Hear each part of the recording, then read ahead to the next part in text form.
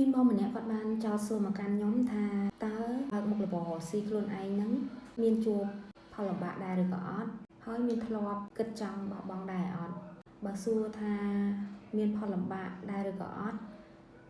អាចនិយាយបានថាមិនថាអ្នករកស៊ីមិនថាអ្នកធ្វើការឯងប្រភេទណាក៏ដោយគឺសុទ្ធតែលំបាករៀងៗខ្លួនលំបាកតាម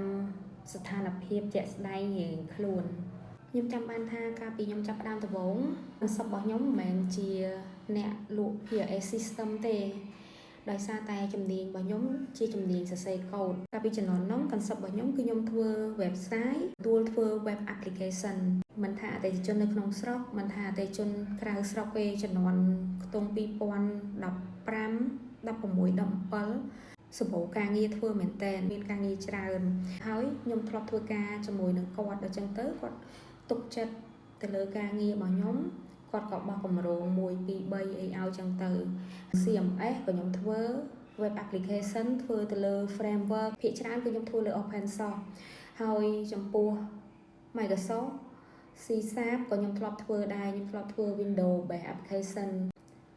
គម្រោងឬក៏បច្ចេកអីក៏ដោយឲ្យតែមានតកែគាត់ស្នើឬក៏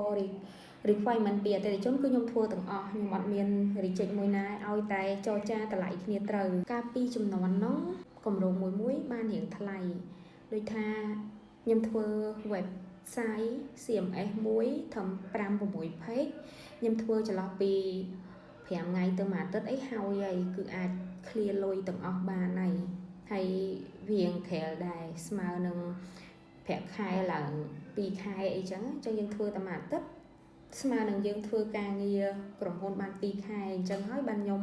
ចេញមកធ្វើខ្លួនឯងបន្ទាប់ពីនោះមកមានអាចថាអតិថិជនចាស់គាត់ថាចែកគាត់អត់ចង់ចំណាយបាត់ចិត្តច្រើនទេតែល្មមបានហើយប៉ុន្តែជួយទៅសេ system ឲ្យគាត់ចុចគិតលុយចេញវិក័យប័ត្រគ្រប់គ្រង stock គ្រប់គ្រងអ្នកចាពាក់លុយគាត់មកខ្ញុំគ្រាន់តែលឺហើយសំខាន់គាត់ធ្លាប់ចាយទៅលើកញ្ចប់បាត់ចិត្តនឹងច្រើនអញ្ចឹងគាត់អត់ចង់ចាយច្រើនទេអញ្ចឹងខ្ញុំក៏គិតដែរខ្ញុំថាចេះបើសិនខ្ញុំ build system មួយយើងមិនមែនទៅសេមកទឹកចប់ណាដូច្នេះខ្ញុំក៏បែកគំនិតថាអញ្ចឹងបើសិនជាបងអញ្ចឹង